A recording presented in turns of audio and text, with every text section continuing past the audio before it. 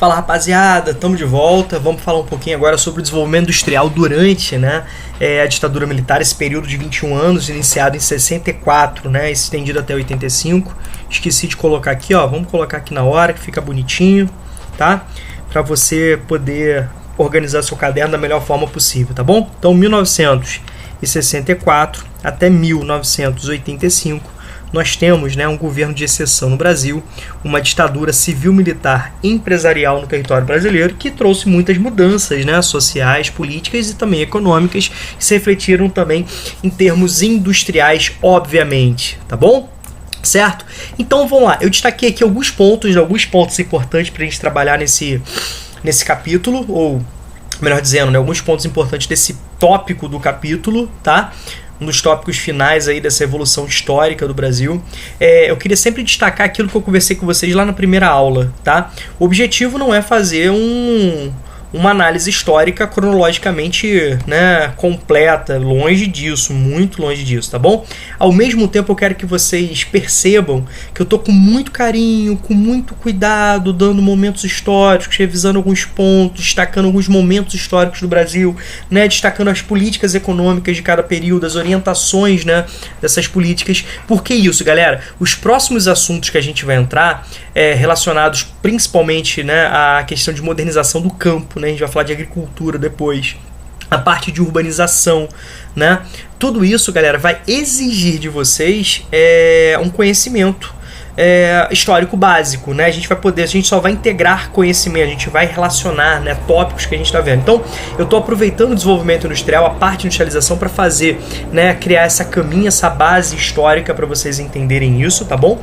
Lembrem-se que as questões exigem muito isso, essa relação, questões da UERJ, questões do PISM, tá bom? O PISM também gosta de cobrar, lembrem-se que o PISM é uma prova muito crítica, eu sei que muitos de vocês, estão fazendo o vestibular seriado de Juiz de Fora, bacana? Então eu quero que vocês entendam a importância disso, tá bom? Certo? E sempre que vocês sentirem necessidade, recorram a essas anotações, sempre que você estiver lá estudando um outro capítulo e tiver necessidade, recorram a essas informações, tá bom? Ou no caso, recorram a mim, tá bom? Vamos lá então. Primeira situação que eu quero destacar com vocês, tá? Em termos de política econômica, eu não vou ficar citando aqui os programas econômicos, detalhando o que cada presidente militar, cada ditador presidente militar fez, tá bom? Lembre-se, que nós não tínhamos eleições, então é um processo de ditadura mesmo, tá bom? Então por isso que eu citei ditador, presidente militar. O que a gente precisa lembrar? Os presidentes da época, Castelo Branco, Costa e Silva, Médici, Geisel e Figueiredo, eu não tenho essa pretensão de falar aqui os pontos de cada governo, isso aí cabe ao professor de história depois, tá? Dar esse auxílio para vocês aí. O importante é perceber o seguinte, tá? O que acontece? Olha só, vê se isso aqui faz sentido para vocês. Quando eu boto, aprofundou as características herdadas do período JK. Então, características herdadas do período JK. Rômulo, se você pede isso numa prova, eu posso escrever dessa forma? Não. Você pode usar isso como introdução. Isso é para você lembrar, essas partes. Eu falo o seguinte, compare, ou apresente uma característica econômica da ditadura militar ou compare o governo JK. E botar, aprofundou as características herdadas. Cara, não está dizendo nada, você não pode jogar informações, tá legal? Mas eu quero que você lembre do tripé econômico. Quando você lembra do tripé econômico, já fica mais fácil de você entender. Então você vai ter um Estado forte, um Estado centralizado, um Estado interventor, melhor dizendo, e nesse caso centralizado realmente, bem centralizado, tá?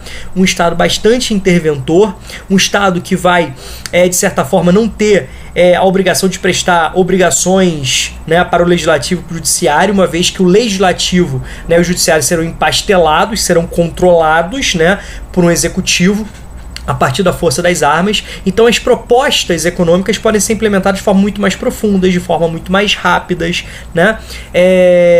os dados são mascarados, ou não são expostos, ou são interpretados de forma equivocada, seguindo um determinado olhar. Então tudo isso precisa ser levado em consideração, tá bom? Então quando a gente fala de plano de tripé econômico, você já tem a característica, a forte intervenção do Estado na economia, tá legal? Segundo, a orientação urbana industrial, ou seja, um aprofundamento da lógica urbana industrial.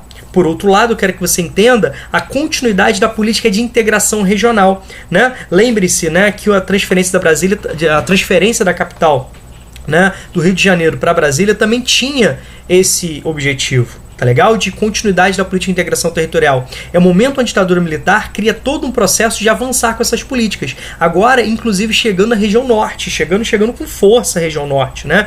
Inclusive criando ali a Zona Franca de Manaus, tá?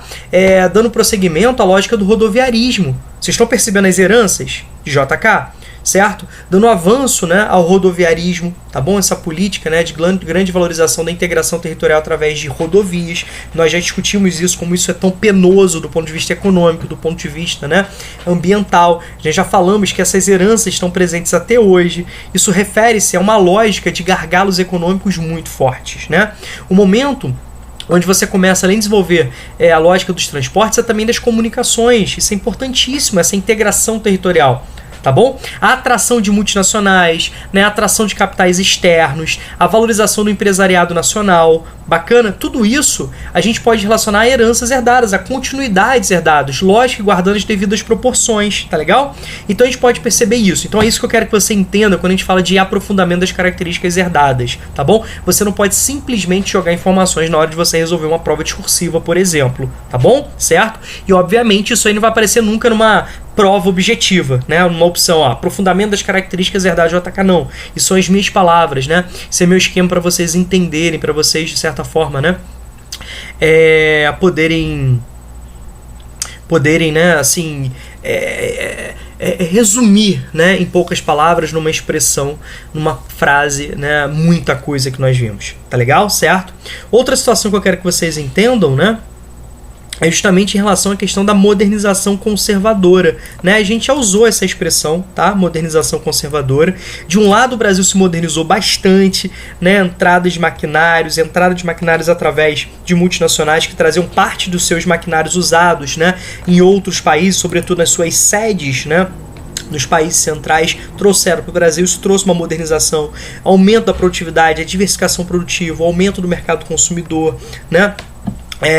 A modernização do campo, né, em termos de maquinários, em termos de insumos agrícolas, tá certo? Então, em termos de técnicas modernas, a gente vai estudar muito isso no próximo capítulo, no capítulo de agricultura, tá legal? Só que, por outro lado, também conserva a desigualdade, conserva e aprofunda, né? A desigualdade de renda, as desigualdades sociais, as desigualdades entre as regiões, as contradições, né, relacionadas à concentração fundiária no Brasil. Tá bom? Uma discrepância muito forte e aprofundada também, tá? Em termos de política ambiental. Isso não pode ser deixado de lado, tá? As problemáticas ambientais foram severas, né? Os presentes achavam, de uma forma geral, que o problema da Amazônia, por exemplo, era a própria floresta. Então vamos derrubar isso tudo, tá bom? Certo? O Brasil, durante as conferências ambientais, se colocava, né, enquanto ditadura militar, do lado dos sujos, ou seja, o crescimento a qualquer custo, certo? Buscando sempre atrair esses investimentos, dizendo que os recursos naturais são infinitos, né? Ou, de certa forma, né, a gente tem muita floresta, pode vir para cá, tem muito solo, pode vir para cá, tem muita água, pode vir para cá, pode poluir para caramba a nossa atmosfera. Então a gente pode perceber os saltos apresentados, né, em termos de impactos ambientais nesse período. O problema é que a gente não tem. Os dados foram mascarados, foram escondidos e até mesmo não foram contabilizados. Não era interessante isso, tá bom? Então, a gente precisa guardar, né, resguardar essas devidas informações, tá bom? Para o vídeo não ficar muito longo, vou dar prosseguimento aos outros tópicos. Espero que esses dois aí vocês tenham entendido, que são tópicos relacionados a, né, assuntos nós detalhamos em momentos anteriores, tá bom? Mas qualquer dúvida, manda um e-mail para mim, tá bom? Beijo para vocês.